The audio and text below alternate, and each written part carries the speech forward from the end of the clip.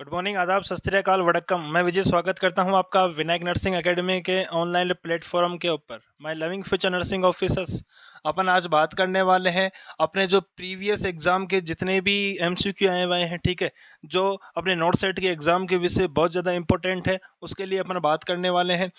My loving future nursing officer, आज ही Vinayak nursing academy को join कीजिए। आ रही बात समझ में?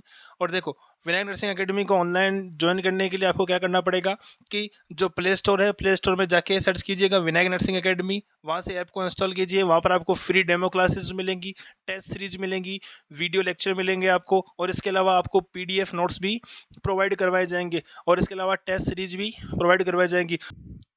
नेक्स्ट और बेटा, ये आपका क्वेश्चन देखने को मिलेगा। लेकिन अपने टॉपिक को स्टार्ट करने से पहले अपन बात करेंगे आज के थॉट ऑफ द डे के साथ में कि कैसे कह दूं कि हार गया हूं मैं, कि कैसे कह दूं कि हार गया हूं मैं, न जाने किन किन का हौसला हूं मैं। My loving future nursing officer, आपको हारना नहीं है, थकना नहीं है, और आने वाला नोट सेट एग्जाम आपके भविष्य को सुनहरा बनाने वाला होगा।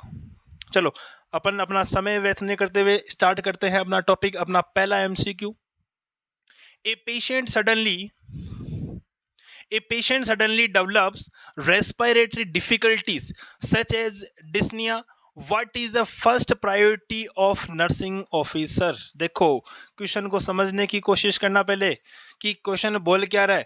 ए पेशेंट सडनली डेवलप मतलब एक पेशेंट है जिसको सडनली अचानक से डेवलप क्या देखने को मिल रहा है? रेस्पिरेटरी डिफिकल्टीज देखने को मिल रही है। और उसमें क्या क्या देखने को मिल रहा है आपको?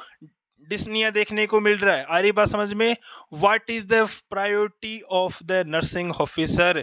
और वहां पर जो नर्सिंग ऑफिसर है उसकी प्रायोरिटी आपको क्या देखने को मिलेगी? माय लविंग नर्सिंग ऑफिसर, पहले ऑप्शन की बात करते हैं।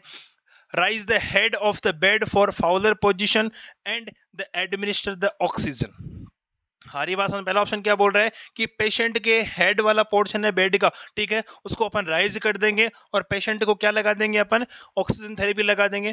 नेक्स्ट ऑप्शन बोल रहा है ओनली एडमिनिस्टर ऑक्सीजन, मतलब आप उसको पोजीशन वगैरह कुछ चेंज नहीं करनी है, आपको कुछ नहीं करना है, ओनली उसको ऑक्सीजन एडमिनिस्ट्रेशन करवानी है। थर्ड वन ऑप्शन बोल रहा है चेक ऑक्सीजन सेचुरेशन लेवल, आपको उसका सेचुरेशन लेवल चेक करना है। और लास्ट वन आपका पोर्शन बोल रहा है गिव, देखो यहाँ पर स्पेस है, गिव सेमी फाउलर पोजीशन, ठीक है। देखो, एक एक रेशनल की बात करेंगे, क्यों देखने को मिलेगा और कैसे देखने को मिलता है। सबसे पहले अपन बात कर रहे हैं, देखो सबसे पहले बात करेंगे अपन, नीचे से ऑप्शन की स्टार्ट करेंगे। गिव सेमी फाउलर पोजीशन, देखो ओनली सेमी फाउलर पोजीशन देने से वहां पर पेशेंट को जो रेस्पिरेटरी डिफिकल्टी देखने को मिल रही थी, जो डिस्निया देखने को मिल रहा था, वो आपका वहां पर दूर नहीं होगा, ठीक है। अपनी पहली प्रायोरिटी क्या है कि जो रेस्पिरेटरी डिफिकल्टी देखने को मिल रही है, ठीक है, उसको अपन को दूर करना है। तो ऐसी कंडीशन में क्या करोगे आप? ओनली पोजीशन चेंज करने से काम नहीं होगा अपना वहां पे, ठीक है। तो ये ऑप्शन आपका नहीं होगा। Check oxygen saturation level, only आपने SpO2 लिया, ठीक है, SpO2 लेवल चेक कर लिया पेशेंट का। और किससे करते हैं SpO2 लेवल चेक? किससे करते हैं? तो जो आपका पल्स ऑक्सीमीटर उससे करते हैं, पल्स ऑक्सीमीटर से करते हैं। Only oxygen saturation level check करने से काम है नहीं होने वाला है आपका वहां पर। आ रही है बात समझ में? Next one, only administration oxygen, आप उसको अगर ब्रीथिंग डिफिकल्टी देखने को मिल रही है, आपने क्या कर दिया? उसको ऑक्सीजन सप्लाई स्टार्ट कर दी, ठीक है, वहां से भी काम नहीं होगा। तो आपको यहाँ पर क्या करना पड़ेगा? देखो, ये भी नहीं होगा। देखो, बात करें rise the head of the bed, मतलब पेशेंट का जो बेड वाला पोर्शन है, देखो ये पेशेंट है, ये पेशेंट का बेड है, ठीक है, तो जहां पर पेशेंट का हेड वाला पोर्शन है उसको अपन क्या कर देंगे? थोड़ा सा राइज कर देंगे, फाउलर पोजीशन में लेके आएंगे। एंड द एडमिनिस्टर ऑक्सीजन, और क्या करेंगे? वहां पर पेशेंट को ऑक्सीजन है उसको एडमिनिस्टर करवा देंगे। This is your right answer, my loving future nursing officer. और किस तरीके से होगा उसकी अपन थोड़ी सी बात कर लेते हैं। देखो, पहला था आपका, मैंने बताया था ऑक्सीजन सेचुरेशन लेवल चेक कर रहे हो आप, ऑक्सीजन सेचुरेशन लेवल चेक कर रहे हो आप, तो उस ऑक्सीजन सेचुरेशन चेक करने के लिए किसका यूज करते हैं अपन? पल्स ऑक्सीमीट्री काम में लेगो, वहां पर आप पल्स ऑक्सीमीट्री काम में लोगे। आ रही है बात समझ में? पल्स ऑक्सीमीट्री आप वहां पर काम में लेने वाले हो। क्लियर है कि नहीं है? इसके अलावा अपन पोजीशन की बात करते हैं, तो पोजीशन देखो, ये आपकी पेशेंट सुपाइन पोजीशन में है। क्लियर है कि नहीं है? पेशेंट कौन सी पोजीशन में? आपका सुपाइन पोजीशन के अंदर है। पेशेंट सुपाइन पोजीशन के अंदर है। तो देखो यहाँ पर क्या होगा, अगर पेशेंट को अपन ने फाउलर पोजीशन दी है, ठीक है, यहाँ पर मतलब एंगल आपको देखने को मिलेगा 90 डिग्री का, एक आपको देखने को मिलेगा ये, और कुछ इस तरीके से देखने को मिलता है। तो देखो अगर आपने 90 डिग्री मतलब 60 से लेकर और 90 डिग्री का एंगल देखने को मिल रहा है, that is high Fowler position, that is high Fowler position. और अगर आपका 45 सेंटीमीटर देखने को मिल रहा है, कितना 45 टू 60 सेंटीमीटर, तो वो कौन सा होगा आपका बेटा फाउलर पोजीशन, कौन सी होगी फाउलर पोजीशन। इसके अलावा अगर लेस देन 45 देखने को मिलेगा तो उसे कौन सी बोलते हैं, लो फाउलर पोजीशन बोलते हैं अपन। कौन सी बोलते हैं, लो फाउलर पोजीशन बोलते हैं। तो देखो अपन क्या करेंगे, इसे ही अपन क्या बोलते हैं, इसे ही सेमी फाउलर पोजीशन भी बोलते हैं अपन। क्या बोलते हैं इसे, सेमी फाउलर पोजीशन भी बोलते हैं। तो देखो अपन क्या करेंगे, पेशेंट की पोजीशन को चेंज कर देंगे और पेशेंट को कौन सी पोजीशन दे देंगे अपन, फाउलर पोजीशन दे देंगे पेशेंट को। आ रही है बात समझ में। और फाउलर पोजीशन देने के साथ में अपन और क्या करेंगे, ऑक्सीजन एडमिनिस्ट्रेशन कर देंगे। आ रही है बात समझ में। फाउलर पोजीशन दे दी पेशेंट की पोजीशन चेंज कर दी आपने, क्लियर है कि नहीं है। और इसके अलावा आपने क्या किया, पेशेंट को ऑक्सीजन एडमिनिस्ट्रेशन किया। आ रही है बात समझ में। ये था बेटा आपका पहला क्वेश्चन, बहुत ज़्यादा इंपॉर्टेंट है एग्जाम के व्यू से। यहाँ से अपन ने 2-3 क्वेश्चन डिस्कस कर लिए कि SpO2 को लिए किसको चेक करेंगे अपन, पल्स ऑक्सीमीटर। इसके अलावा पोजीशन की अपन ने बात की थी सारी की सारी, कि हाई फाउलर कौन सी होगी आपकी, फाउलर कौन सी होगी, या सेम फाउलर कौन सी होगी, या फिर लो फाउलर आपकी कौन सी देखने को मिलती है। ठीक है, नेक्स्ट वन अपन क्वेश्चन की बात करते हैं। A nursing officer is working in ward. यहाँ पर a doctor order for a specific eye disease and ointment and an eye drops. कहने का मतलब है कि एक जो नर्सिंग ऑफिसर है वो कहाँ वर्क कर रहा है, वो एक वार्ड के अंदर वर्क कर रहा है। तो वहां पर डॉक्टर साहब आते हैं और डॉक्टर साहब क्या बोलते हैं कि आपको वहां पर किसी पेशेंट को स्पेसिफिक डिजीज देखने को मिल रही है, आई से रिलेटेड, कौन सी भी हो सकती है बेटा, दायरेगना, ग्लूकोमा हो गया, कैटरेक्ट हो गया, कोई सी भी डिजीज आपको देखने को मिल सकती है। तो यहाँ पर क्या बोल रहे हैं, देखो an ointment and an eye drops. तो वहां पर आपको क्या करना है कि डॉक्टर ने ऑर्डर दिया है, वो आपको ऑइंटमेंट वगैरह या जो आई ड्रॉप वगैरह यूज करनी है, but A prudent nursing officer should be administer which type of medication first. कहने का मतलब है कि जो नर्सिंग ऑफिसर वार्ड के अंदर काम कर रहा है और पेशेंट कौन सा है आपके पास में, आई डिसऑर्डर का पेशेंट है, ठीक है। तो आई डिसऑर्डर के पेशेंट में डॉक्टर साहब बोल रहे हैं कि आपको ऑइंटमेंट और इसके अलावा जो ड्रॉप है, आई ड्रॉप है, ऑइंटमेंट और जो आपकी आई ड्रॉप है वो यूज करनी है। लेकिन उन दोनों में से पहली कौन सी यूज करनी है उसकी बात करेंगे बेटा अपन यहाँ पर। तो देखो सबसे पहला आपको देखने को मिल रहा है ऑप्शन के अंदर आई ड्रॉप्स, नेक्स्ट वन है आपका आई ऑइंटमेंट, नेक्स्ट वन है बहुत सिमुलटेनियसली, नेक्स्ट वन है आपका नन ऑफ दीज। कहने का मतलब है कि या तो आप ओनली पहले कौन सी दोगे, आई ड्रॉप दोगे पेशेंट को, क्लियर है कि नहीं है, दूसरी आप आई ऑइंटमेंट दे दोगे। इसके अलावा थर्ड ऑप्शन आपका बोल रहा है कि जो फर्स्ट ऑप्शन आई ड्रॉप है और आई ऑइंटमेंट है उन दोनों को साथ में दे दोगे, या इसके अलावा नन ऑफ दीज मतलब कोई सी भी नहीं लगाओगे। तो देखो बात करते हैं अपने ऑप्शन की। देखो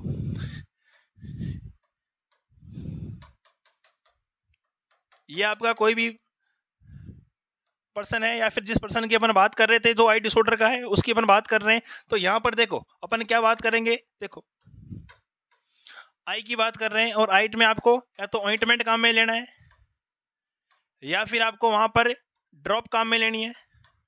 तो देखो ध्यान रखना, सबसे पहले अगर अपन यूज करते हैं तो क्या यूज करेंगे अपन, सबसे पहले अगर बात करेंगे तो कौन सी यूज करते हैं अपन, ड्रॉप फैक्टर यूज करेंगे या फिर ड्रॉप वाली मेडिकेशंस को यूज करते हैं।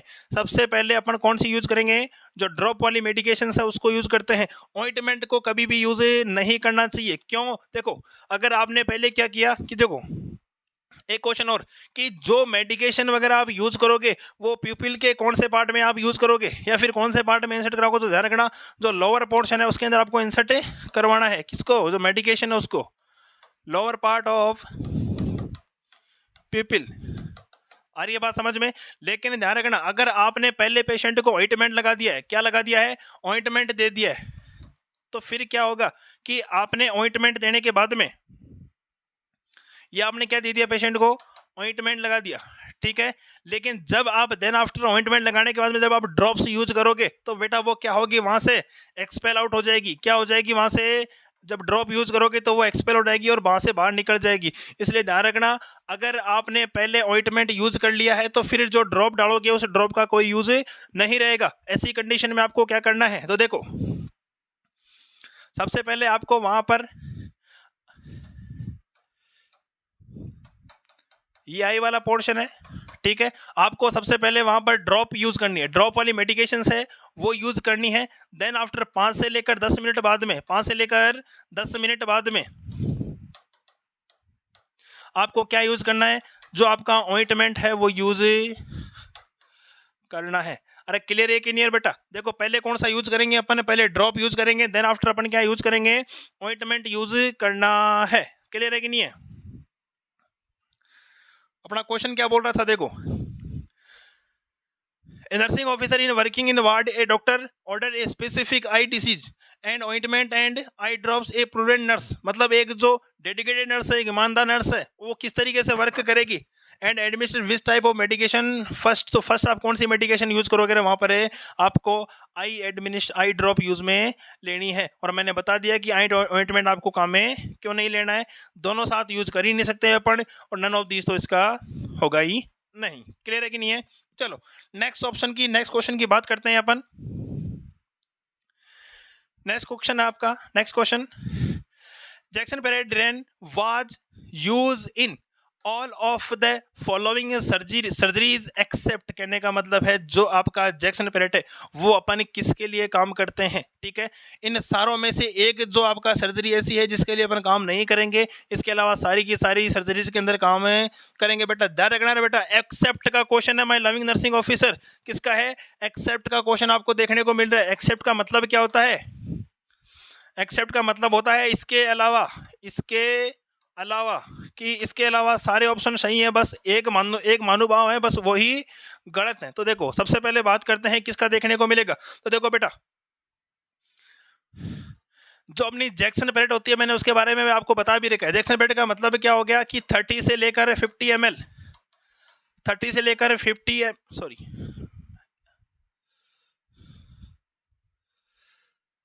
30 से लेकर 50 ml फ्लूइड होगा, और उसको अपन कहाँ रखते हैं बेटा, जो अब्डोमिनल वाला पोर्शन हो गया या फिर थोरेसिक कैविटी वाला पोर्शन हो गया, वहां पर उसको बांध कर रखते हैं बेटा। कहाँ पर, या तो अब्डोमिनल वाले पोर्शन पर, या जो थोरेसिक कैविटी वाला पोर्शन है वहां पर उसको बांध कर रखते रहे। आ रही है बात समझ में? लेकिन इसको कहाँ पे काम में नहीं लेना है उसकी बात कर रहे हैं अपन। तो देखो बेटा, थोरेसिक सर्जरी के अंदर काम में लेंगे बेटा अपन, ठीक है, अब्डोमिनल सर्जरी के अंदर भी इसको काम में लेते हैं। ब्रेस्ट सर्जरी मतलब एक तरीके से जो आपकी थोरेसिक कैविटी और अब्डोमिनल वाला पोर्शन हो गया, इन तीनों चीजों को इंडिकेट कर रहा है बेटा।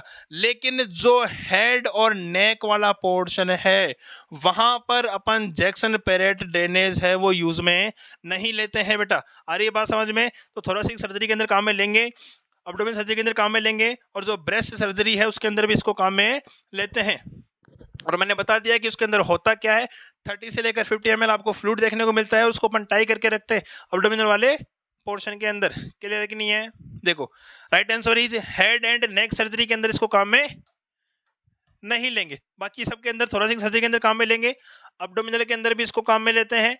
इसके अलावा जो ब्रेस्ट सर्जरी है उसके अंदर भी इसको काम में लेते हैं बेटा। बहुत इंपॉर्टेंट क्वेश्चन है बेटा, एग्जाम के अंदर आ सकता है। और इसके अलावा 2018 के अंदर ये क्वेश्चन पूछा हुआ भी है ऋषिकेश एम्स के अंदर। कौन से के अंदर है? अरे ऋषिकेश एम्स के अंदर ये क्वेश्चन पूछा हुआ भी है आपका। क्लियर है कि नहीं है? नेक्स्ट वन बात करते हैं। देखो नेक्स्ट वन क्वेश्चन है आपका, which of the following is the first discovered vaccine. जो आपकी, सॉरी क्वेश्चन देखो समझने की कोशिश करना, which of the following is first discovered of vaccine, मतलब इनमें से ऐसी कौन सी वैक्सीन है जो सबसे पहले खोजी गई थी रे? अरे कौन सी खोजी गई थी रे? राइट नहीं लगा दो बेटा। देखो बेटा सबसे पहले बात करते हैं जो चिकन फॉक्स है, उसकी, फिर रेबीज की बात करेंगे, स्मॉल फॉक्स और आपका H1N1 फ्लू की बात करेंगे। तो बेटा राइट आंसर की जब बात करते हैं अपन उसकी बात करेंगे। देखो बेटा जो आपका स्मॉल फॉक्स होता है, ठीक है, सबसे पहला एक वर्ड है आपका कौन सा, वैक्सीन वर्ड को समझने की कोशिश करते हैं। क्या वैक्सीन वर्ड को समझने की कोशिश करते हैं। जो वैक्सीन वर्ड है वो किसने दिया था रे, एडवर्ड जेनर ने दिया था। किसने दिया था, एडवर्ड जेनर ने दिया था आपका। आ रही है बात समझ में। और सबसे पहले कौन सी वैक्सीन को खोजा गया था, तो कौन सी वैक्सीन थी आपकी, स्मॉल फॉक्स की वैक्सीन थी। आ रही है बात समझ में। अरे कौन सी वैक्सीन थी, स्मॉल फॉक्स की वैक्सीन आपको देखने को मिल रही थी। और कब खोजा गया था रे, से लेकर 19 के बीच में इसकी खोज की गई थी, 1796 के अंदर, या फिर वहां से लेकर 19 सॉरी एक मिनट वापस लिख देता हूँ इसको। देखो 1790 के अंदर इसको खोजा गया था। किसने खोजा था रे, एडवर्ड जेनर ने इसको खोजा था। सबसे पहले वैक्सीन कौन सी आई थी आपकी, याद रखना कौन सी थी आपकी, स्मॉल फॉक्स की वैक्सीन थी। क्लियर है कि नहीं है। नेक्स्ट क्वेश्चन की बात करते हैं अपन।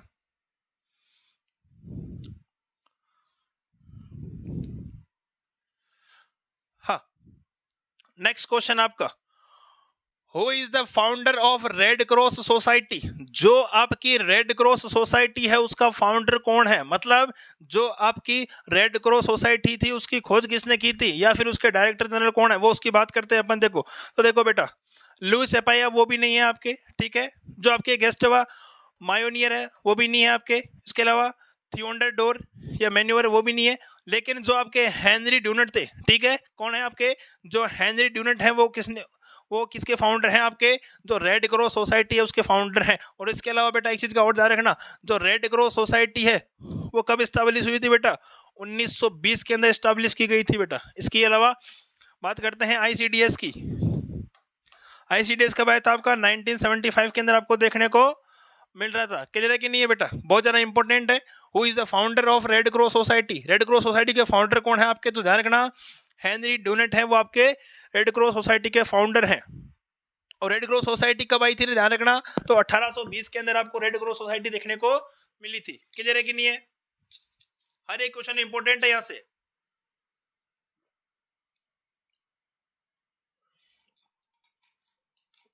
नेक्स्ट वन, एक और बात करते हैं अपन, जो कोविड वैक्सीनेशन हुआ था आपका, आ रही बात समझ में, जो कोविड वैक्सीनेशन हुआ था। देखो ये क्वेश्चन रिसेंटली बहुत ज्यादा चल रहा है कि कोविड वैक्सीनेशन के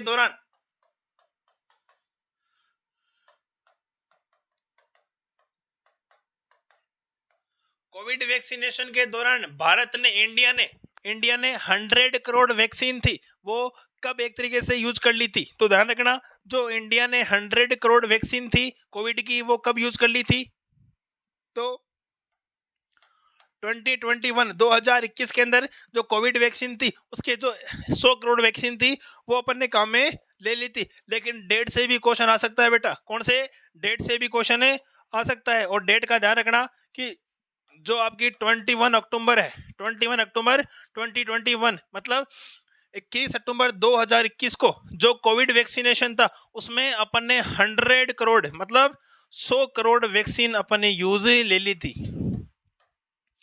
आ रही है बात समझ में। ये था आपका कौन सा क्वेश्चन, आपका रेड क्रॉस सोसाइटी है उससे रिलेटेड। और एक क्वेश्चन मैंने आपको वहां से और बता दिया कि जो 100 करोड़ वैक्सीन थी वो अपने इंडिया ने कब यूज कर ली थी। क्लियर है कि नहीं है। नेक्स्ट वन आगे बात करते हैं। देखो बेटा आईसीडीएस का भी ध्यान रखना, 1975 आपको देखने को मिलेगा। Next one, chromic catgut absorption time of chronic catgut suture. कहने का मतलब है कि जो आपके क्रोमिक कटगेट अब्जॉर्प्शन है या फिर जो आपके फ्यूचर हैं, ठीक है, वो ऑटोमेटिकली अब्जॉर्ब कितने दिन के अंदर हो जाएंगे। ठीक है, आपके पास में कोई पेशेंट आए और पेशेंट को आते ही आपने क्या लगा दिया बेटा, पेशेंट को आया फिर आपने उसकी वुंड को चेकअप किया, वुंड को चेक करने के बाद में देखा कि ये क्रोनिक कंडीशन है, ठीक है, या फिर डिले वुंड हीलिंग आपको देखने को मिल सकता है। तो देखो ऐसी कंडीशन में क्रोनिक कटगेट, देखो बेटा दो चीजें देखने को मिलती हैं। एक आपको देखने को मिलता है प्लेन कटगेट, क्या देखने को मिलेगा, प्लेन कटगेट। और ध्यान रखना प्लेन कटगेट है वो कहां से प्राप्त होता है आपका, तो मैंने आपको क्लास के अंदर ही बता रखा है कि जो शिप और जो आपकी गॉट है, एक तो उसकी ship and got, mucosal layer of intestine, mucosal layer of intestine से आपको देखने को मिलेगा कौन से सुचर, जो प्लेन कटगेट सुचर है वो देखने को मिलते हैं। इसके अलावा एक और बात करते हैं अपन, जो हॉर्स है, इसके अलावा काऊ हो गया आपका, और जो पिग है उसकी जो सीरस मेम्ब्रेन होती है बेटा, कौन सी मेम्ब्रेन, तो सीरस मेम्ब्रेन होती है इंटेस्टाइन से, वहां से भी आपको कौन सा फ्यूचर देखने को मिलता है, जो प्लेन कटगेट फ्यूचर है वो देखने को मिलता है। इसके अलावा देखो, इतना नोट कर लेना बेटा, आंसर की बात करेंगे पहले, जो इंपॉर्टेंट चीज है उसकी बात कर लेते हैं। आ रही है बात समझ में, क्लियर है? देखो आगे की तरफ चलते हैं। इसके अलावा जो अपना कटगेट फ्यूचर है, जो अपना कटगेट फ्यूचर है, देखो उसके अंदर बात करते हैं, क्रोनिक वाले की बात करते हैं। देखो जो क्रोमिक कटगेट फ्यूचर है आपका, उसका कलर कैसा देखने को मिलेगा, तो ध्यान रखना ना बेटा, कौन सा, ब्राउन कलर का देखने को मिलता है आपका। कैसा देखने को मिलेगा, ब्राउन कलर का देखने को मिलता है। इसके अलावा जो सिल्क फ्यूचर होते हैं आपके, कौन से, जो सिल्क वाले फ्यूचर होते हैं वो कौन सी कलर के देखने को मिलते हैं, तो ध्यान रखना, लाइट ब्लू कलर के देखने को मिलेंगे। कौन से, लाइट ब्लू कलर के देखने को मिलते हैं। इसके अलावा एक आपके स्टील फ्यूचर भी देखने को मिलते हैं। कौन से, स्टील फ्यूचर भी देखने को मिलते हैं। और स्टील फ्यूचर का कलर कौन सा होता है, तो ध्यान रखना बेटा, सिल्वर कलर के देखने को मिलेंगे। कैसे देखने को मिलेंगे, सिल्वर कलर के देखने को मिलते हैं। इसके अलावा जो आपके किधर के नहीं है, सिल्क फ्यूचर हो गया आपका। इसके अलावा जो आपके प्लेन फ्यूचर है बेटा, कौन सा फ्यूचर है, अरे प्लेन फ्यूचर है, या फिर आपके जो पीडीएस फ्यूचर होते हैं, ठीक है, वो आपको कौन से, ग्रे कलर के देखने को मिलते हैं। अब अपन बात करते हैं अपने क्वेश्चन की, अपने क्वेश्चन की बात करेंगे बेटा। देखो यहां से अपना क्वेश्चन क्या बोल रहा है, chromic catgut absorption time of chromic catgut suture, मतलब जो क्रोमिक कटगेट जो आपका सूचर है, ठीक है, उसको अब्जॉर्ब होने के अंदर कितना टाइम लगता है। तो देखो बेटा, तीन तरह के सूचर होते हैं, उसकी बात कर लेते हैं अपन। एक आपका देखने को मिलेगा प्लेन सूचर, एक आपको देखने को मिलता है सिंथेटिक सूचर, और एक आपको देखने को मिलेगा क्रोमिक सूचर। कौन सा देखने को मिलेगा, क्रोमिक सूचर। सबसे पहले अपन बात करेंगे प्लेन सूचर की। प्लेन सूचर आपको देखने को मिलता है 5 to 10 डेज। कितना रहे, 5 to 10 days. My loving future nursing officer, तीनों के तीनों इंपॉर्टेंट है, लेकिन जो क्रोमिक वाला है वो बहुत ज्यादा इंपॉर्टेंट है। आ रही है बात समझ में? तो देखो जो अपना क्रोमिक सूचर है वो कितना देखने को मिलता है, 5 to 10 डेज के अंदर आप उसको ऑब्जॉर्व, अपने आप वहां से क्या हो जाएगा बेटा, ऑब्जॉर्व हो जाएगा। लेकिन अपन बात करते हैं सिंथेटिक की, तो सिंथेटिक आपको देखने को मिलता है 14 to 21 डेज, 14 to 21 डेज, या 2 to 3 वीक्स, 2 to 3 वीक्स आपको देखने को मिलेगा। इसके अलावा अपन बात करते हैं किसकी, जो आपका क्रोमिक सूचर है, और यहाँ से अपना जो क्वेश्चन पूछ रखा है एग्जामिनर ने, क्रोमिक सूचर ध्यान रखना, वो थोड़ा सा लॉन्ग ड्यूरेशन के लिए काम में लेते हैं अपन। किसके लिए, लॉन्ग ड्यूरेशन के लिए। और लॉन्ग ड्यूरेशन कितनी होगी रहे, 90 दिन होगी। कितनी होगी, 90 दिन आपको देखने को मिलेंगे। कि रख हौसला वो मंजिल भी आएगा, पैसे के पास चलकर समुंदर भी आएगा, यूं तक्कर ना बैठना है मंजिल के मुसाफिर, वो मंजिल भी आएगी और उसके मिलने का मजा भी आएगा। मतलब थोड़ा सा संघर्ष आपको करना पड़ेगा, और वो संघर्ष आपकी मेहनत को एकदम चमका के छोड़ेगा, आने वाले भविष्य को सुनहरा कर देगा, आपके माँ बाप के सपनों को साकार करने का काम करेगा। आ रही है बात समझ में? तो देखो जो क्रोमिक फ्यूचर है, ठीक है, वो आपको 90 डेज के देखने को मिलते हैं। और देखो ऑप्शन के अंदर बात करते हैं, तो देखो जो 90 डेज है, मतलब आपका डी ऑप्शन शो कर रहा है कि जो क्रोमिक कटगेट फ्यूचर है उसको ऑब्जर्वेशन होने में कितना टाइम लगेगा, 90 डेज का टाइम लगता है। आ रही है बात समझ में? यहां से क्लियर है आपके? नेक्स्ट वन देखो, नेक्स्ट क्वेश्चन बहुत ज्यादा इंपॉर्टेंट है बेटा, ये क्वेश्चन भी बहुत ज्यादा इंपॉर्टेंट है। विनायक नर्सिंग एकेडमी के ऑनलाइन प्लेटफॉर्म के अंदर जितने भी क्वेश्चन कराए जाएंगे बेटा, हर एक एग्जाम के अंदर आपको क्वेश्चन देखने को मिल सकते हैं। आप हर एक एग्जाम के अंदर देखो, बात करते हैं Brydon scale is use for assessing the risk of. जो आपकी ब्रेडन स्केल है वो किसके लिए काम में लेते हैं रे बेटा? देखो हर एक ऑप्शन की बात करेंगे बेटा, डायबिटीज मेलाइटिस के लिए काम में नहीं लेते हैं। जो ब्रेडन स्केल है वो डायबिटीज के काम में नहीं लेते हैं, हाइपरटेंशन के पेशेंट के लिए भी काम में नहीं लेते हैं, और यूटीआई यूरिनरी ट्रैक्ट के इन्फेक्शन में काम में लेते हैं। लेकिन जो आपका डेग्यूबेटिक अल्सर होता है उसके लिए अपन कौन सी स्केल काम में लेते हैं बेटा? ब्रेडन स्केल काम में लेते हैं। और ब्रेडन स्केल में आपको क्या क्या देखने को मिलेगा उसकी बात करेंगे। देखो यहां से आपका डेग्यूबेटिक अल्सर ऑप्शन में न देके आपको बेटा बेड श्योर भी दे सकता है। क्या दे सकता है? बेड श्योर भी दे सकता है, ऑल्सो नोन एज। ठीक है, आ रही है बात समझ में? डेग्यूबेटिक अल्सर को अपन क्या बोलते हैं? बेड श्योर बोलते हैं। इसके अलावा इसे अपन क्या बोलते हैं? प्रेशर श्योर भी बोलते हैं इसे। क्या बोलते हैं इसे? प्रेशर श्योर भी बोलते हैं। अब देखो डेग्यूबेटिक अल्सर के अंदर जब बात कर रहे हैं तो पहले अपन ने बात कर ली कि जो इसके सेकंड नेम क्या है, तो मैंने आपको बता दिया। एक तो आपका कौन सा है? बेड श्योर है, और एक है आपका प्रेशर श्योर आपको देखने को मिल रहा है। तो देखो इसके थोड़े से कोजेज की बात करते हैं अपन। डेग्यूबेटिक अल्सर की कोजेज कौन कौन से देखने को मिलेंगे? तो कोजेज में सबसे पहला अपन को कोजेज देखने को मिलेगा फ्रिक्शन। क्या देखने को मिलेगा?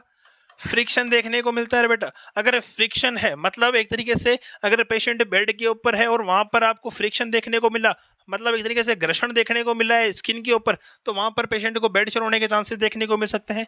इसके अलावा मॉइस्चर आपको देखने को मिल सकता है बेटा। क्या देखने को मिलता है रे? मॉइस्चर मतलब नमी आपको देखने को मिल सकती है। क्लियर है कि नहीं है? नमी के कारण भी आपको डेग्यूबेटिक अल्सर देखने को मिल सकता है। इसके अलावा पेशेंट लंबे समय तक एक ही पोजीशन में है, प्रोलॉन्ग्ड यूज सिंगल पोजीशन, मतलब जो आपका पेशेंट है वो लंबे समय से एक ही पोजीशन के अंदर है, ठीक है, उसने पोजीशन चेंज नहीं किए। तो पोजीशन चेंज नहीं करने से क्या होगा रे बेटा? पोजीशन चेंज नहीं करने से क्या होगा कि जो वहां के जो अफेक्टेड पोर्शन है, जैसे अपन बात करते हैं कौन सी पोजीशन की? जैसे अपन बात करते हैं सुपाइन पोजीशन की। कौन सी पोजीशन की? सुपाइन पोजीशन की। सुपाइन पोजीशन कैसी होगी रे बेटा? मुखड़ा कहाँ होगा? मुखड़ा पंखे की तरफ होगा। आ रही है बात समझ में? तो देखो सुपाइन पोजीशन में क्या देखने को मिलेगा आपको? कौन कौन से आपको प्रेशर पॉइंट देखने को मिलते हैं? सबसे पहले आपको देखने को मिलेगा स्केपुला। स्केपुला देखने को मिलेगा। आ रही है बात समझ में? ये पीछे वाला पोर्शन देखने को मिलेगा। आ रही है बात समझ में? Sorry, occipital area. स्केपुला वाला ये पोर्शन हो गया। आ रही है बात समझ में? स्केपुला आपका ये पोर्शन हो गया। नेक्स्ट वन नंबर बात करते हैं ऑक्सीपिटल एरिया। हेड का कौन सा देखने को मिलेगा अपन को? ऑक्सीपिटल एरिया देखने को मिलेगा। और एक क्वेश्चन ध्यान रखना बेटा, ऑक्सीपिटल एरिया से जो अपना विजन सेंटर होता है वो कहां प्रेजेंट होता है रे? विजन सेंटर कहां प्रेजेंट होता है रे? विजन सेंटर ऑक्सीपिटल एरिया के अंदर ही प्रेजेंट होता है। इसीलिए देखा होगा बेटा जब अपन छोटे थे ना बेटा, घर वाले आके पीछे से एक शानदार लगाई पीछे की तरफ ऑक्सीपिटल एरिया के अंदर, और सामने की तरफ तितलियां उड़ती हुई दिखाई देती थी अपन को। आ रही है बात समझ में? तो देखो नेक्स्ट वन अपन बात करते हैं ऑक्सीपिटल एरिया हो गया आपका, स्केपुला वाला पोर्शन हो गया आपका। इसके अलावा हिप्स आपको देखने को मिल सकते हैं, वहां पर हिप्स वाला पोर्शन देखने को मिल सकता है। एल्बो वाला पोर्शन आपको देखने को मिल सकता है। इसके अलावा हील वाला पोर्शन आपको देखने को मिल सकता है। ये कौन से आपके प्रेशर पॉइंट है? कौन सी पोजीशन में? सुपाइन पोजीशन के अंदर। नेक्स्ट वन अपन बात करते हैं प्रोन पोजीशन के अंदर। प्रोन पोजीशन के अंदर कौन कौन से आपको प्रेशर पॉइंट देखने को मिलेंगे? तो प्रोन पोजीशन में सबसे पहले बात करेंगे अपन बेटा, तो चिक्स वाला पोर्शन है आपके, गोरे गोरे गाल हैं आपके, ठीक है। दूसरा आपका जो ईयर वाला पोर्शन हो गया। आ रही है बात समझ में? प्रोन पोजीशन कैसी हो गई? सुपाइन पोजीशन की जस्ट अपोजिट हो गई, पेट के बल पेशेंट लेटा हुआ है, ठीक है। तो जो आपका चिक्स वाला पोर्शन हो गया, ईयर वाला पोर्शन हो गया। आ रही है बात समझ में? इसके अलावा ब्रेस्ट वाला पोर्शन हो गया फीमेल्स के अंदर। किसके अंदर? फीमेल्स के अंदर। इसके अलावा ग्रोइन एरिया हो गया, ग्रोइन एरिया इन मेल। इसके अलावा नी वाला पोर्शन हो गया, घुटने वाला पोर्शन हो गया। और इसके अलावा जो टॉयज हैं वो भी आपको देखने को मिलते हैं। कौन सी पोजीशन में देखने को मिलेगा रे? ये आपका प्रोन पोजीशन में देखने को मिलता है। अब देखो यहां तक क्लियर है, इसको नोट कर लेना बेटा, बहुत इंपॉर्टेंट है। देखो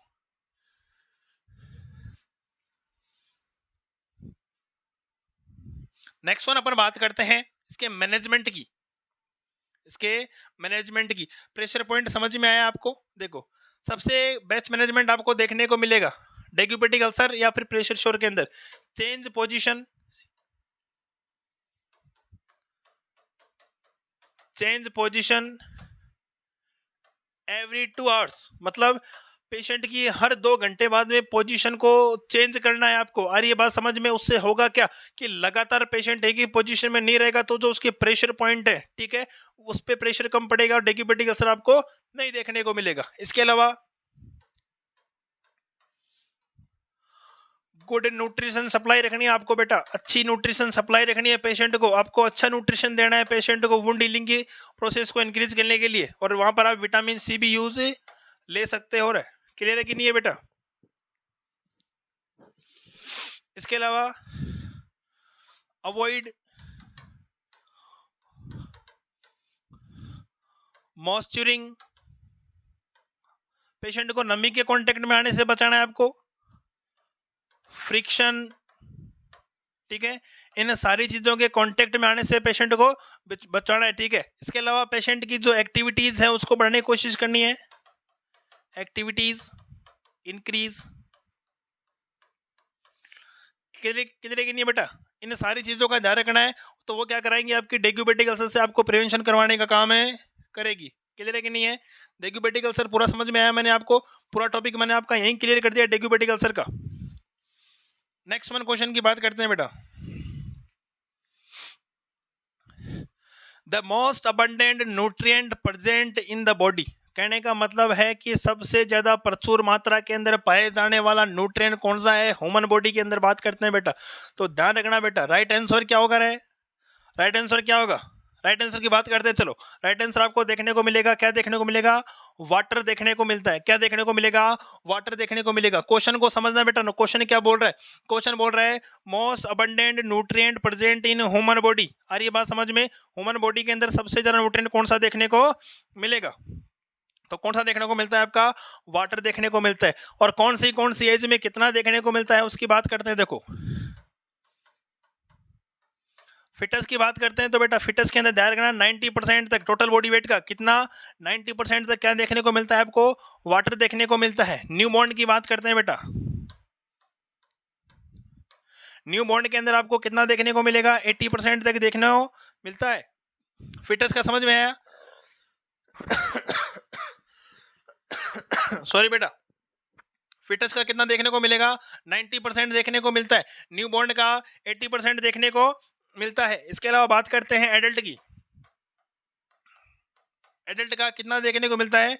55%, सॉरी एडल्ट का देखने को मिलेगा 60%। कितना? 60% आपको देखने को मिलता है। और इसके अलावा लास्ट में बात करेंगे किसकी? जो आपकी ओल्ड एज है उसकी बातें करते हैं। और ओल्ड एज में कितना देखने को मिलेगा?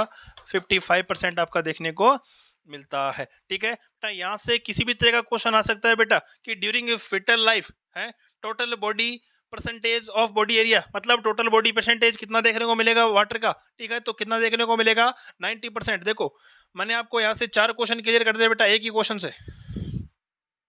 लिपिड्स नहीं होगा, प्रोटीन नहीं होगा, कार्बोहाइड्रेट नहीं होगा, सबसे ज्यादा प्रचुर मात्रा में कौन पाया जाता है आपका?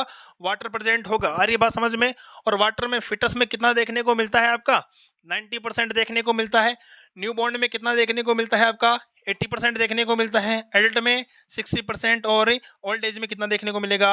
55% आपको देखने को मिलता है। चलो नेक्स्ट वन बात करते हैं, neurotoxicity can be caused by the excessive intake of. बहुत शानदार क्वेश्चन है बेटा, सीएचओ के पर्पज से या नॉट सेट के पर्पज से बहुत शानदार क्वेश्चन है। ऐसे मान के चलना ये क्वेश्चन आपका 5,000 रुपए का क्वेश्चन है बेटा। कितने का क्वेश्चन है रे? 5,000 रुपए का क्वेश्चन बता रहा हूं बेटा आपको। यहां से देखो, न्यूरोटॉक्सिसिटी देखने को मिलेगी अगर आपने कौन से विटामिन को एक्सेसिव अमाउंट के अंदर इंटेक कर लिया। तो बेटा ध्यान रखना बेटा, तो राइट आंसर होगा बेटा कौन सा होगा आपका? विटामिन बी देखने को मिलेगा। और विटामिन बी के अंदर भी कौन सा देखने को मिलता है? तो ध्यान रखना विटामिन B6 देखने को मिलेगा। कौन सा होता है रे? पायरिडॉक्सिन। कौन सा? पायरिडॉक्सिन देखने को मिलता है। कौन सा विटामिन? पायरिडॉक्सिन देखने को मिलता है। और कौन सा होता है वो? विटामिन B6 आपको देखने को मिलता है। अब देखो आपने क्या कर दिया, अगर इंक्रीज अमाउंट के अंदर क्या दे दिया आपने? विटामिन बी दे दिया, तो ठीक है। तो क्या हो जाएगा बेटा? न्यूरोटॉक्सिसिटी देखने को मिलती है। क्या देखने को मिलेगी रे? न्यूरोटॉक्सिसिटी देखने को मिलेगी।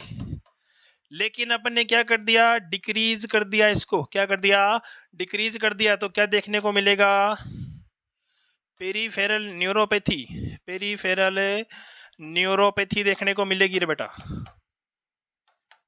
अरे बेटा कोई नाम में बार बार बेटा वर्ड है बार बार, तो माफी चाहता हूँ अगर किसी को बुरा लग रहा है तो, छोटे भाई बहनों की तरह और बड़े भाई बहनों की तरह हमारी बात समझो बेटा, ठीक है।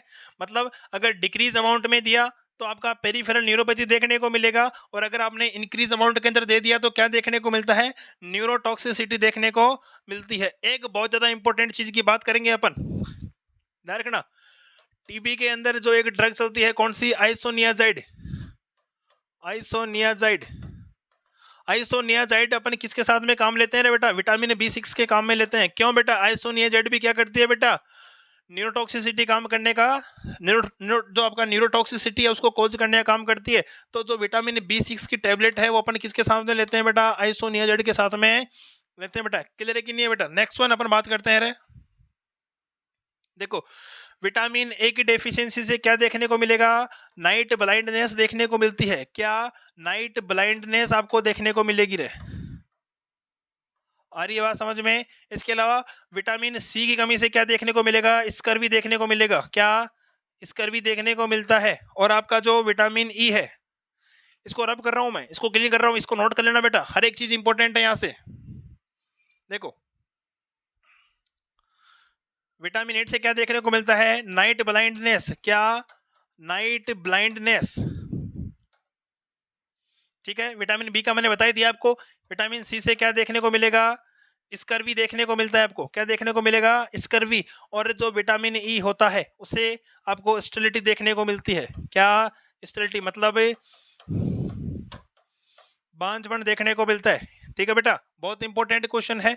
विटामिन B6 के लिए मैंने बताया था, इंक्रीज अमाउंट क्या कर देगी बेटा, न्यूरोटॉक्सिसिटी कोज करने का काम करती है, जबकि डिक्रीज अमाउंट के अंदर दिया तो क्या कर देगी, पेरीफेरल न्यूरोपैथी कोज करने का काम है करती है बेटा। हर एक चीज को नोट कर लेना, बहुत इंपॉर्टेंट चीजें चल रही है बेटा अपने सब्जेक्ट के अंदर।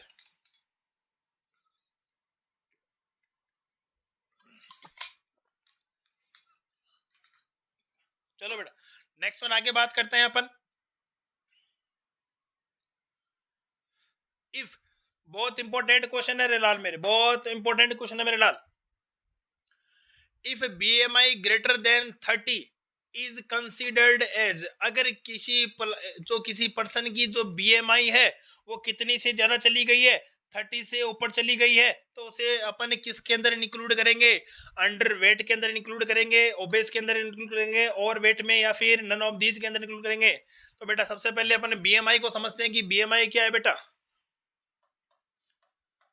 Body mass index. क्या होता है रे, बॉडी मास इंडेक्स आपको देखने को मिलेगा। इसकी फुल फॉर्म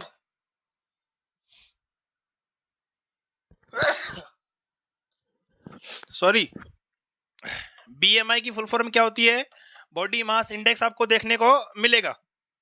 अब देखो क्वेश्चन क्या बोल रहा है कि BMI कितनी है बेटा, 30 से ज्यादा है, तो कौन सी कंडीशन में अपन इंक्लूड करेंगे। तो पहले नॉर्मल की बात करते हैं कि नॉर्मल BMI कितनी होती है। देखो नॉर्मल BMI आपको देखने को मिलती है कितनी, 18.5 से लेकर 14.9। आ रही है बात समझ में। ये आपकी नॉर्मल BMI आपको देखने को मिलती है 18.5 से लेकर 24.9 तक। क्लियर है कि नहीं है बेटा। अब देखो 18.5 से अगर डिक्रीज हो गई है लेस देन 18.5, आ रही बात समझ में, तो वो किस में इंक्लूड करेंगे अपन, अंडरवेट में इंक्लूड करते हैं बेटा। किस में, अंडरवेट में इंक्लूड करते हैं। किसे, अगर 18.5 से आपको कम देखने को मिल रही है तो। इसके अलावा बेटा बात करते हैं अपन कि जो, ये क्लियर है आपका। नेक्स्ट वन देखो, नेक्स्ट वन अपन बात करते हैं इसके अंडरवेट समझ में आया, लेस देन 18.5। क्लियर है कि नहीं है बेटा।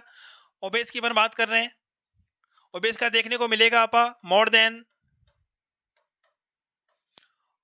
30। इसके अलावा ओवर वेट की बात करते हैं तो आपका देखने को मिलेगा 25 से लेकर 29.9 तक आपको देखने को मिलता है, ठीक है। और नन ऑफ दीज का तो बेटा अपने डिक्शनरी में ऑप्शन ही नहीं है। क्लियर है कि नहीं है बेटा? देखो अब अपन बात करते हैं इसके फॉर्मूले की। जो बीएमआई का फॉर्मूला है वो फॉर्मूला क्या होता है? देखो, weight in KG and height in metre square. Height in metre square वो किस में इंक्लूड करते हैं अपन बेटा? बीएमआई में इंक्लूड करते हैं। क्लियर है कि नहीं बेटा? देखो सारी चीजें अपन ने बात कर ली है। अंडरवेट की अपन ने बात कर ली है। अगर 18.5 है तो किस में इंक्लूड करेंगे? उसको अंडरवेट में काउंट करेंगे। ओबेस में बेटा कितना हो गया? 30 वाला हो गया। अपना क्वेश्चन का राइट आंसर कौन सा होगा बेटा? बी होगा। ओबेस देखने को मिलेगा। ओवरवेट किस में देखने को मिलेगा? 25 से लेकर 25 से लेकर बेटा 29.9 से आपको देखने को मिल रहा है, तो वो कौन सा होगा बेटा? आपका ओवरवेट देखने को मिलता है। और नन ऑफ दीज का तो अपने डिक्शनरी में बेटा ऑप्शन ए नहीं है बेटा। ऑप्शन ए नहीं है आपका। क्लियर है कि नहीं है बेटा? आगे चलते हैं बेटा। देखो बहुत इंपॉर्टेंट क्वेश्चन है मेरे लाल, बहुत इंपॉर्टेंट क्वेश्चन है।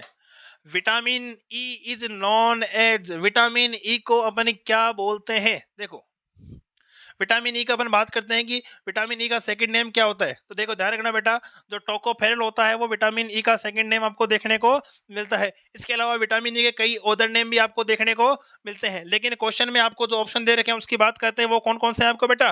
टोकोफेरल आपको देखने को मिल रहा है। तो देखो अपन इसकी बात करते हैं टोकोफेरल को। इसके अलावा अपन इसे बोलते हैं कौन सा? ब्यूटी विटामिन भी बोलते हैं इसे। क्या बोलते हैं इसे? ब्यूटी हार्मोन, या फिर इसे हाँ ब्यूटी हार्मोन भी बोलते हैं इसे। आ रही है बात समझ में? किसी को विटामिन ई को ही अपन बोलते हैं। इसके अलावा जो आपका एंटी स्टेरिलिटी हार्मोन है, कौन सा? एंटी स्टेरिलिटी, वो भी बोलते हैं अपन इसे, ठीक है। क्लियर है कि नहीं है? इसके अलावा स्ट्रॉन्गेस्ट, कौन सा? इसे अपन क्या बोलते हैं? Strongest anti oxidant. क्या बोलते हैं इसे अपन? एंटीऑक्सीडेंट भी बोलते हैं, वो भी स्ट्रॉन्गेस्ट वाला। और इसके अलावा इसे सेक्स हार्मोन भी बोलते हैं। इसे क्या बोलते हैं? Sex vitamin, sorry sex hormone नहीं बेटा, सेक्स विटामिन, सेक्स विटामिन भी बोलते हैं। ध्यान रखना रे बेटा, ठीक है। क्या क्या बोलते हैं इसे? ब्यूटी हार्मोन भी बोलते हैं इसे, एंटी स्टेरिलिटी भी बोलते हैं इसे, स्ट्रॉन्गेंट एंटीऑक्सीडेंट भी बोलते हैं। इसके अलावा सेक्स विटामिन भी इसे बोलते हैं। अरे विटामिन ए की टेबलेटें लेती हैं लड़कियां गोरी होने के लिए। अरे ये बात समझ में? छोटी छोटी टेबलेट आती है बेटा, हरे कलर की, देखना आप। क्लियर है कि नहीं है? 4-5 नाम मैंने आपको बता दिए यहाँ से कि जो विटामिन की ई है उसका सेकंड नाम क्या है बेटा? टोकोफेरल देखने को मिलेगा, ब्यूटी हार्मोन देखने को मिलता है, इसके अलावा एंटी स्टेरिलिटी देखने को मिल सकता है, एंटीऑक्सीडेंट देखने को मिलेगा, और जो सेक्स विटामिन भी अपन इसे बोलते हैं। क्लियर है कि नहीं है बेटा? इसके अलावा अपन बात करते हैं सेकंड नेम से बेटा, क्लेविकल बोन। जो आपकी क्लेविकल बोन होती है उसे अपन क्या बोलते हैं बेटा? कॉलर बोन भी बोलते हैं उसे। क्या बोलते हैं रे? कॉलर बोन भी बोलते हैं उसे। आ रही है बात समझ में? कौन सी होती है ये? कॉलर बोन होती है। इसके अलावा इसे ही क्या बोलते हैं अपन ने? ब्यूटी बोन भी बोलते हैं उसे। कौन सी बोन है? ब्यूटी बोन भी बोलते हैं बेटा। ध्यान रखना, फर्टिलाइजेशन के बाद में अपनी ह्यूमन बॉडी की सबसे पहली बोन कौन सी बनती है बेटा? डेवलप फर्स्ट बोन, तो वो कौन सी होती है? आपकी क्लेविकल बोन होती है बेटा। इसके अलावा ध्यान रखना, ड्यूरिंग लेबर के दौरान जो सबसे ज्यादा फ्रैक्चर होने वाली मोस्ट कॉमन फ्रैक्चर, ध्यान रखना बेटा, most common fracture bone in labour, तो कौन सी देखने को मिलती है बेटा? क्लेविकल बोन ही देखने को मिलेगी। क्लियर है कि नहीं है बेटा? चलो नेक्स्ट क्वेश्चन की बात करते हैं। विटामिन डी डेफिशिएंसी कोज। विटामिन से बात करें मतलब बेटा न्यूट्रिशन के अंदर घुस चुके हैं अपन पूरा का पूरा निकल के, ठीक है। एमएसएन की बात कर ली, फंडामेंटल की बात कर ली थोड़ी सी अपन ने, अब थोड़ी सी बात करेंगे न्यूट्रिशन की। तो न्यूट्रिशन के अंदर विटामिन डी की डेफिशिएंसी से क्या देखने को मिलेगा बेटा? चारों ऑप्शन को देखो बेटा, कौन कौन सा देखने को मिलेगा। देखो जब बात करते हैं विटामिन डी की डेफिशिएंसी से, तो देखो विटामिन डी की डेफिशिएंसी से आपको कौन सा डिसऑर्डर देखने को मिलता है? तो ध्यान रखना बेटा, चार ऑप्शन की बात करेंगे। नाइट ब्लाइंडनेस विटामिन ए की डेफिशिएंसी से देखने को मिलता है, विटामिन ए की डेफिशिएंसी से कौन सा देखने को मिलेगा, नाइट ब्लाइंडनेस। और विटामिन बी की कमी से विटामिन बी बेटा बेरी बेरी को कोज कर देगी, और विटामिन सी किसको कोज करती है बेटा, स्कर्वी को कोज करने का काम करती है। तो ध्यान रखना बेटा, विटामिन डी है वो किसको कोज करेगी, रिकेट्स को कोज करने का काम है करती है। राइट आंसर आपको देखने को मिलेगा। अब देखो थोड़ी सी इंपॉर्टेंट चीजों की बात कर लेते हैं अपन इसके अंदर ही। देखो बेटा, विटामिन डी है वो चिल्ड्रंस के अंदर कौन सी डिजीज कोज करेगी बेटा, ध्यान रखना। चाइल्ड के अंदर कौन सी कोज करेगी, रिकेट्स को कोज करने का काम है करती है। लेकिन बात करें किसकी, एडल्ट की बात करेंगे अपन, तो एडल्ट में ध्यान रखना बेटा, ऑस्टियोमलेशिया, ऑस्टियो मलेशिया को कोज करने का काम करेगी कौन सी, विटामिन डी की अगर डेफिशिएंसी हो चुकी है तो कौन सी, ऑस्टियो मलेशिया कोज करने का काम है करती है। क्लियर है कि नहीं है बेटा। इसके अलावा इसे ही अपन क्या बोलते हैं बेटा, स्यूडोलाइन फ्रैक्चर भी बोलते हैं। इसे क्या बोलते हैं, स्यूडोलाइन फ्रैक्चर भी बोलते हैं बेटा। आ रही है बात समझ में। और स्यूडोलाइन फ्रैक्चर को अपन क्या बोलते हैं, मिल्क सिंड्रोम, क्या बोलते हैं रे, मिल्क सिंड्रोम बोलते हैं बेटा। क्लियर है कि नहीं है बेटा। देखो एडल्ट में किसका कोच करेगी, ये ऑस्टियोमलेशिया कोच करने का काम करती है। और फ्रैक्चर कौन सा होगा आपका, स्यूडोलाइन फ्रैक्चर आपको देखने को मिलता है। और उसको अपन क्या बोलते हैं रे मेरे लाल, क्या बोलेंगे, उसको अपन मिल्क सिंड्रोम भी बोलते हैं। क्लियर है कि नहीं है बेटा। इसके अलावा मैंने बता दिया, night blindness vitamin A, beriberi vitamin B, और स्कर्वी विटामिन सी से आपको देखने को मिलती है। क्लियर है कि नहीं है बेटा। यहाँ से सारी चीजों को नोट कर लेना बेटा, हर एक इंपॉर्टेंट लाइन से क्वेश्चन है, हर एक लाइन से आपको क्वेश्चन देखने को मिलेगा। इसके अलावा एक क्वेश्चन की और बात करेंगे रिकेट्स के अंदर, कि एडल्ट के अंदर जो फर्स्ट साइन क्या देखने को मिलेगा, फर्स्ट साइन ऑफ ऑस्टियोमलेशिया या फिर फर्स्ट साइन ऑफ रिकेट्स, तो वो आपको देखने को मिलेगा, क्या देखने को मिलेगा बेटा, क्रेनियोस्टोमा, क्रेनियोस्टोमा देखने को मिलता है बेटा। क्रेनियल कैविटी के अंदर आपको स्टोमा की फॉर्मेशन आपको देखने को सॉरी क्रेनियो ट्यूब देखने को मिलेगा बेटा। कौन सा, क्रेनियो ट्यूब देखने को मिलेगा। तो ये था आपका विटामिन डी की डेफिशिएंसी से कौन कौन सी चीजें देखने को मिलेगी, रिकेट्स होगा, ठीक है, नाइट ब्लाइंडनेस ए की कमी से हो जाएगा, बेरी बेरी बी की कमी से, स्कर्वी से सी देखने को मिलता है बेटा। क्लियर है कि नहीं है बेटा। हर एक चीज इंपॉर्टेंट है, हर एक चीज इंपॉर्टेंट है यहाँ पर बेटा। और यहाँ पर जो आपको जो आपकी विनायक नर्सिंग एकेडमी है बेटा, वहां से जो भी आपको चीजें सिखाई जाएगी वो हर एक चीज आपके लिए इंपॉर्टेंट रहने वाली है बेटा। क्लियर है कि नहीं है बेटा। चलो आगे की तरह बात करें, अगले टॉपिक की बात करेंगे अपन, अगले क्वेश्चन की बात करते हैं अपन। अगला क्वेश्चन क्या बोल रहा है अपना,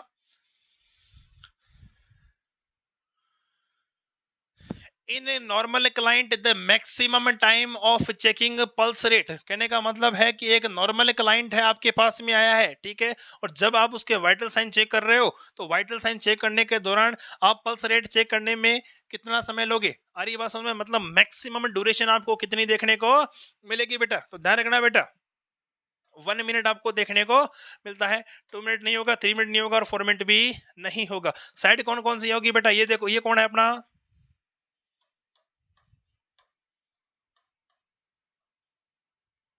ये कौन है अपना, ये अपना बाबूलाल है। कौन है बेटा, बाबूलाल है अपना।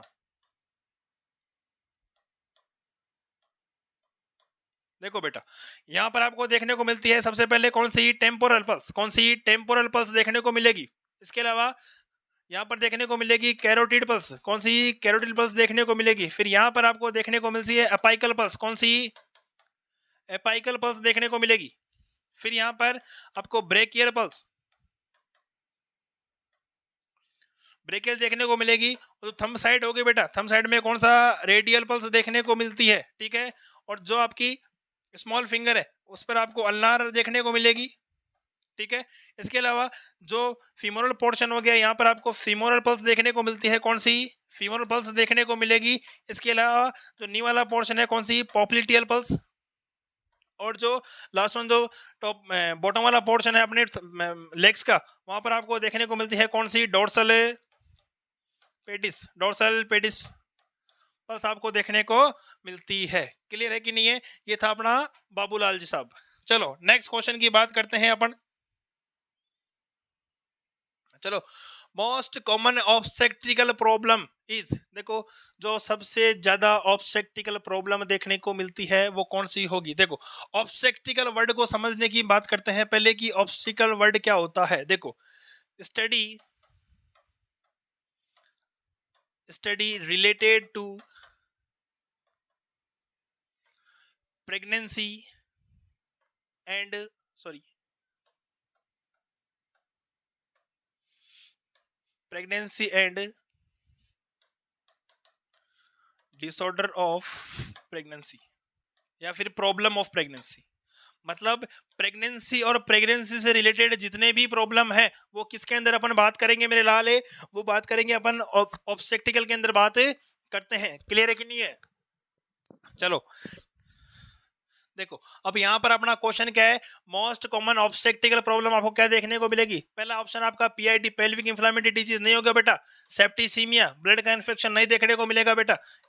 नेक्स्ट वन है आपका अबॉर्शन बेटा। इसके अलावा लास्ट वन आपका डिस्मेनोरिया बेटा। चलो बेटा, जो ऑब्स्टेक्टिकल प्रॉब्लम देखने को मिलती है सबसे मोस्ट कॉमन वो कौन सी होती है आपकी, अबॉर्शन देखने को मिलेगी बेटा। मैंने अभी बताया था आपको कि ऑब्स्टेक्टिकल डिस्कस क्या करेंगे अपन, प्रेगनेंसी और प्रेगनेंसी से रिलेटेड जितनी भी प्रॉब्लम है बेटा।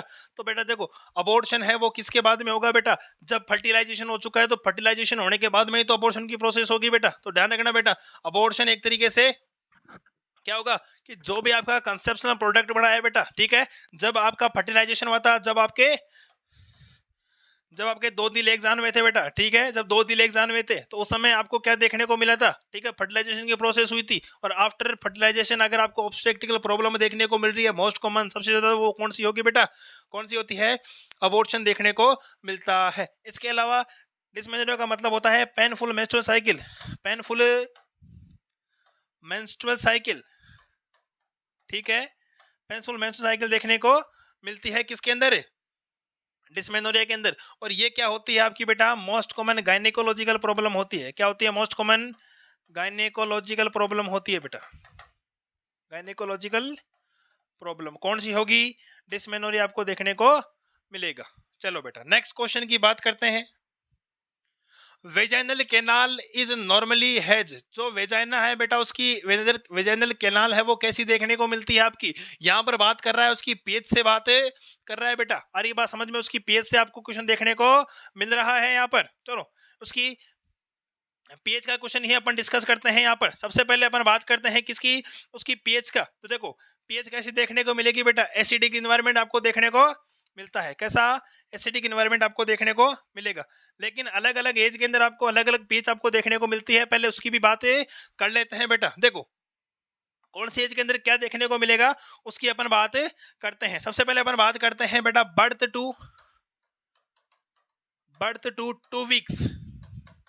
तो ऐसी मतलब बर्थ से लेकर 2 वीक्स तक आपको कैसी देखने को मिलेगी, तो ध्यान रखना बेटा कैसी देखने को मिलती है बेटा, एसिडिक देखने को मिलेगी। कैसी, एसिडिक देखने को मिलती है। नेक्स्ट बात करते हैं 2 weeks to puberty, 2 week to, एक मिनट, 2 वीक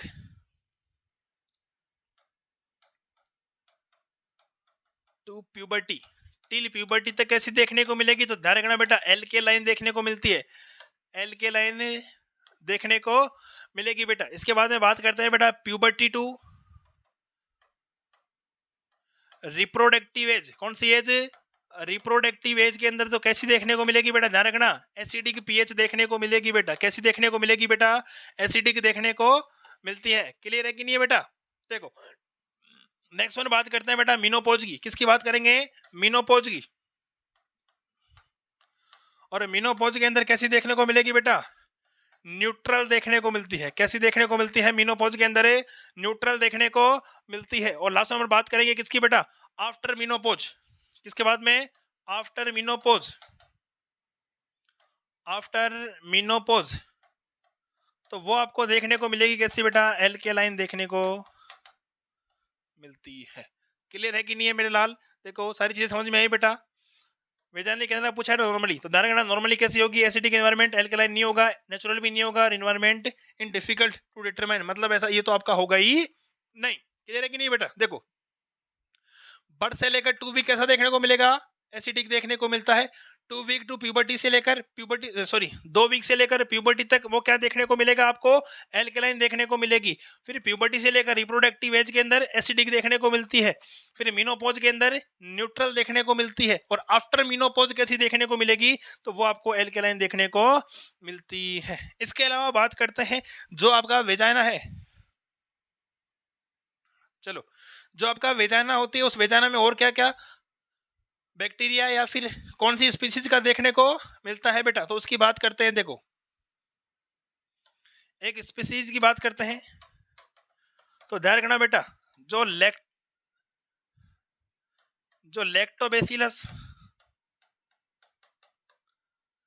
लैक्टोबैसिलस स्पीसीज का एक बैक्टीरिया प्रेजेंट होता है वेजाइना के अंदर, ठीक है। और बैक्टीरिया कौन सा होता है बेटा, ध्यान रखना बेटा, डोडरलाइन बेसिलस बैक्टीरिया देखने को मिलेगा। और ये कैसा होता है बेटा, तो ध्यान रखना कैसा होगा, ग्राम नेगेटिव देखने को मिलता है। और ग्राम नेगेटिव में कैसा बेटा, एनारोबिक, कैसा, एनारोबिक देखने को मिलता है। एनारोबिक का मतलब क्या होता है बेटा, ऑक्सीजन की अब्सेंस के अंदर अपने डेवलपमेंट करेगा बेटा। आ रही है बात समझ में। स्पीसीज के अंदर आपको क्या देखने को मिल रहा है बेटा, लैक्टोबैसिलस का देखने को मिल रहा है। और बैक्टीरिया कौन सा देखने को मिल रहा है अपन को, डोडरलिन बेसिलाई देखने को मिल रहा है। और कैसा है बेटा ये, तो ध्यान रखना बेटा, ग्राम नेगेटिव देखने को मिलता है। और ग्राम नेगेटिव में भी कैसा है बेटा, एनारोबिक है, मतलब ऑक्सीजन की अब्सेंस के अंदर अपनी डेवलपमेंट आपको देखने को मिलेगा। नेक्स्ट वन अपन बात करते हैं नेक्स्ट क्वेश्चन की। Which of the following is the example of spiral shape bacteria. अरे बात समझ में कि स्पाइरल शेप बैक्टीरिया आपका इनमें से कौन सा देखने को मिलेगा, स्पाइरल शेप बैक्टीरिया कौन सा देखने को मिलेगा। तो देखो बेटा, ध्यान रखना बेटा, देखो राइट आंसर की बात कर लेते हैं बेटा। राइट आंसर आपको देखने को मिलेगा कौन सा, ट्रेकेनोमा पैलिडियम देखने को मिलता है। कौन सा, ट्रेकेनोमा पैलिडियम देखने को मिलता है। तो बेटा ध्यान रखना, जिस भी वर्ड के पीछे बेसिलस वर्ड लग रहा है, कौन सा, बेसिलाई वर्ड यूज कर रहे हैं अपन, ठीक है। किसी वर्ड के पीछे कौन सा यूज कर रहे हैं अपन, बेसिलाई वर्ड यूज कर रहे हैं बेटा, तो वो कौन सा होता है आपका, रोड शेप का देखने को मिलेगा। कैसा देखने को मिलता है, रोड शेप का देखने को मिलता है। आ रही बात समझ में, इस तरह का आपको देखने को मिलेगा। इसके अलावा बात करते हैं अपन कोकस वर्ड का। कोकस वर्ड का मतलब, कोकस वर्ड का हो गया मतलब कि किसी भी वर्ड के पीछे कोकस लग रहा है तो उसकी शेप कैसी होगी बेटा, तो ध्यान रखना बेटा, राउंड शेप का देखने को मिलेगा। कैसा, राउंड शेप का देखने को मिलेगा मेरे लाल। किस तरह का, इस तरह का। आ रही बात समझ में। और एक और हम बात करते हैं स्पोरोचेट। तो वो कौन सा देखने को मिलेगा बेटा, स्पाइरल शेप का देखने को मिलता है। स्पाइरल शेप किस तरह का होगा बेटा, इस तरह का देखने को मिलता है। तो समझ में आया बेटा कि जो स्पाइरल शेप का कौन सा है आपका, ट्रेकेनोमा पैलिडियम आपका जो बैक्टीरिया वो देखने को मिलता है। बेसिलस रोड शेप का देखने को मिलेगा। कोकस वाला आपका राउंड शेप को देखने को मिलेगा, एकदम राउंड के जैसा, ठीक है बेटा। स्पोरोचेटा को कैसा देखने को मिलेगा, स्पाइरल शेप का देखने को मिलता है। नेक्स्ट वन अपन बात करते हैं नेक्स्ट वन क्वेश्चन की। देखो, the average blood loss in normal menstrual cycle. Normal menstrual cycle, एक मेंस्ट्रुअल साइकिल के दौरान कितना ब्लड लॉस होता है, तो ध्यान रखना बेटा, 250 से 250 ml बेटा नहीं होगा बेटा, 250 ml बहुत ज्यादा होता है बेटा। 100 से 150 ml ये भी बहुत ज्यादा देखने को मिलेगा। 150 से 200 ml ये भी नहीं होगा बेटा। तो देखो राइट ऑप्शन की अपन बात करते हैं, तो राइट ऑप्शन कौन सा बच गया अपना, बी बच गया बेटा, 50 से 100 ml बेटा। ऑप्शन के अकॉर्डिंग बेटा अपन यहाँ पर बात कर रहे हैं, लेकिन बेटा नॉर्मल कंडीशन की बात करें तो उसमें आपको देखने को मिलेगा 20 से लेकर 20 to 80 ml आपको देखने को मिलता है। और एवरेज की जब बात करते हैं बेटा, किसकी एवरेज की जब बात करेंगे तो कितना देखने को मिलेगा, 35 ml आपको ब्लड लॉस देखने को मिलेगा एक मेंस्ट्रुअल साइकिल के अंदर। लेकिन बेटा 20 से 80 यहाँ पर कोई भी आपका ऑप्शन शो नहीं कर रहा है। तो राइट आंसर कौन सा होगा बेटा, 50 से 100 ml आपको देखने को मिलेगा। एवरेज कितना होता है बेटा, 35 ml आपको देखने को मिलता है। इसके अलावा बात करते हैं बेटा नॉर्मल डिलीवरी के अंदर। नॉर्मल डिलीवरी के अंदर बेटा 500 ml ब्लड लॉस होता है बेटा। कितना ब्लड लॉस होता है बेटा, नॉर्मल डिलीवरी के अंदर 500 ml। इसके अलावा सिजेरियन सेक्शन के अंदर आपको देखने को मिलेगा 1000 ml। क्लियर है। इसके अलावा बेटा स्टेक्टोमी में कितना देखने को मिलता है, 1500 ml आपको देखने को मिलेगा बेटा। एक चीज का देखो, एक चीज और ध्यान रखना बेटा, अगर नॉर्मल डिलीवरी के अंदर 500 ml से ज्यादा ब्लड लॉस हो गया, मोर देन 500 ml, तो बेटा किसको कोज कर देगा, ये किस में चला जाएगा बेटा, ये पीपीएच में चला जाएगा बेटा, किसमें, पोस्टपार्टम हेमरेज में चला जाएगा। और अगर सीजरियन सेक्शन में 1000 ml से ज़्यादा ब्लड निकल गया है तो वो भी पीपीएच में इंक्लूड होगा, मतलब पोस्टपार्टम हेमरेज के अंदर इंक्लूड होगा आपका। क्लियर है कि नहीं है बेटा? चलो नेक्स्ट वन बात करते हैं अपन।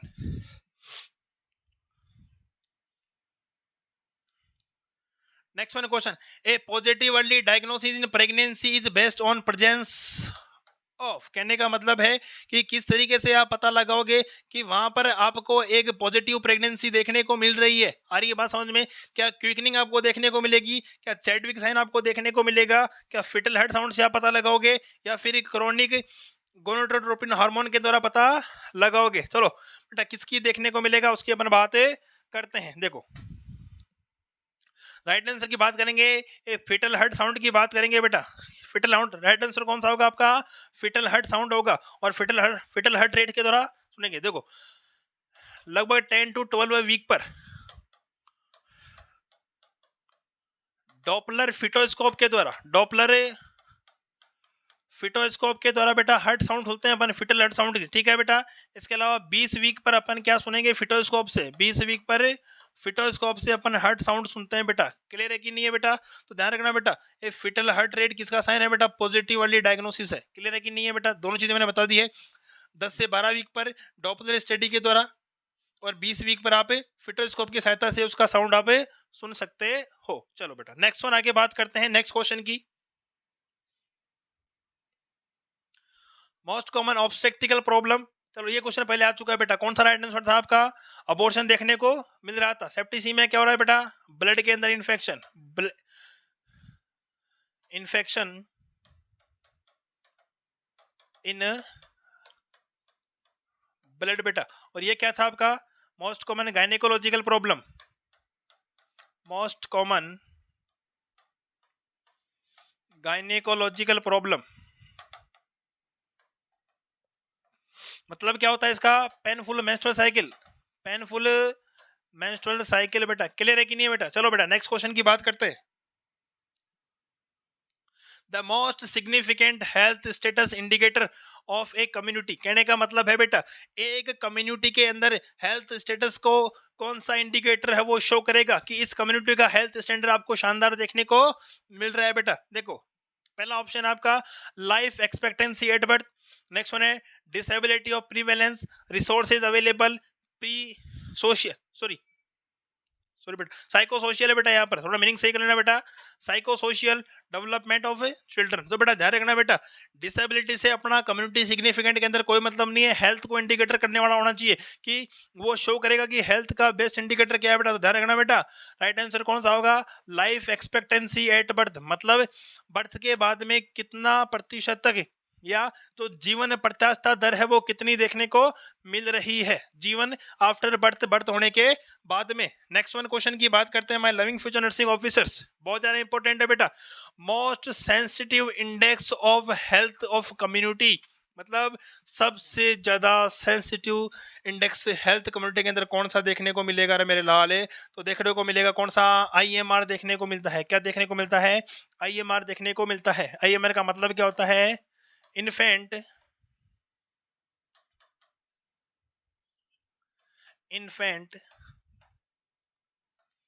मोर्टालिटी रेट, मोर्टालिटी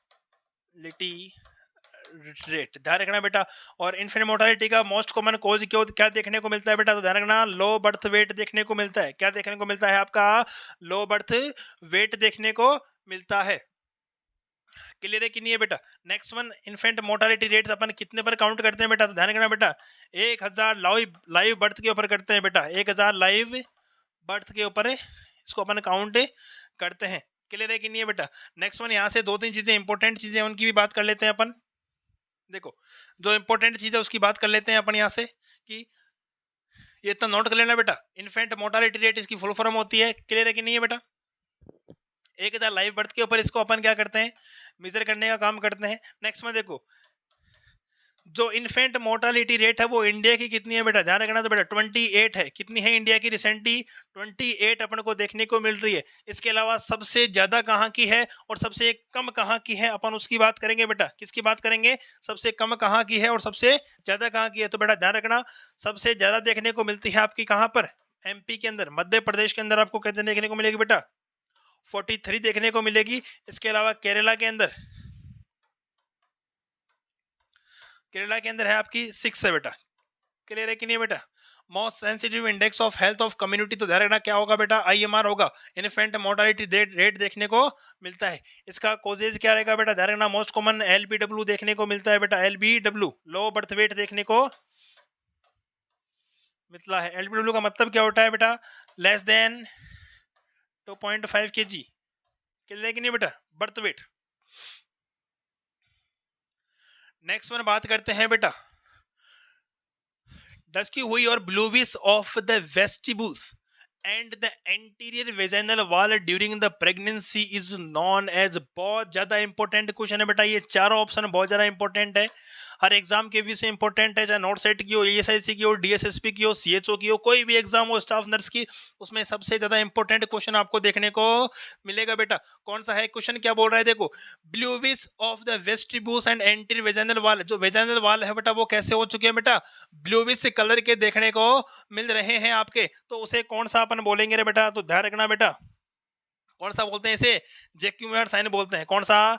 जैक्यूमियर साइन इसे बोलते हैं बेटा। नेक्स्ट बेटा एक क्वेश्चन और है यहाँ पर, गुडेल साइन क्या बोलते हैं बेटा? सर्विक्स का softness of serving, softness of cervix बेटा, उसे क्या बोलते हैं बेटा?